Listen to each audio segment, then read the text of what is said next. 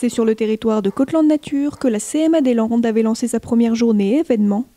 Une initiative unique au niveau des CMA de Nouvelle-Aquitaine.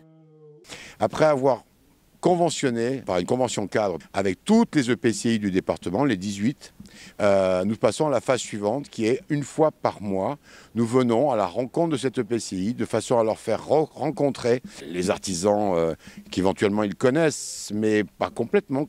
Et que nos services se rencontrent pour construire ensemble la collaboration qui permettra d'avoir des permanences dans les EPCI, dans les communautés de communes, dans les communautés d'agglo et dans les parties rurales de notre département. Ce matin-là, élus de la CMA et de l'EPCI s'étaient donc rendus chez 2 artisans de Côte-Landes Nature. Alors ce matin, on a eu le plaisir d'aller à l'Itemix voir M. Juillon. Alors c'est une famille, au-delà de Pierre Juillon qu'on a rencontré, c'est la famille Juillon qui est présente sur l'Itemix depuis des années, qui est un passionné de mécanique. Enfin, moi j'ai été impressionné, je ne le savais pas, qu'il avait autant d'outils. C'est un géo-trouve-tout. Moi, il m'a impressionné par sa passion. Et ensuite, on a vu une fleuriste à Castets. On a de nombreuses fleuristes sur le territoire. Elles viennent de s'installer, elles viennent d'arriver.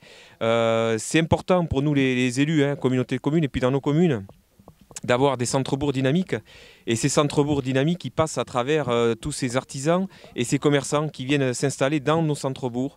Et il faut qu'on leur dise, il faut qu'on leur montre, et on l'a vu ce matin, qu'on est là, qu'on est avec eux. La population est avec eux, les élus sont avec eux.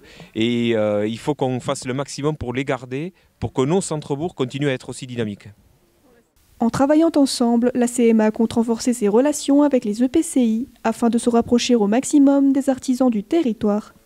Une fois qu'on a mis en place l'évidence que nous devons travailler ensemble pour et dans l'intérêt des artisans du territoire, ça sera suivi ensuite sur ce territoire-là de différentes réunions, de différentes interventions, voire d'actions communes. Ce que j'espère, c'est que en ayant fait prendre conscience aux élus locaux de ces capacités que nous avons, ils utilisent nos capacités pour répondre aux besoins de créer une zone artisanale, de créer une zone d'activité, etc. Et qu'ils aussi relaient cette information auprès de tout artisan qui se crée, qui reprend ou qui existe.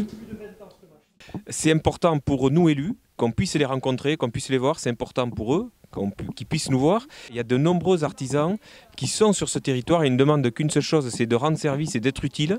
Ces journées-là, ça permet de mettre le projecteur sur ces gens et de valoriser leur métier, leur action et de leur dire un grand merci.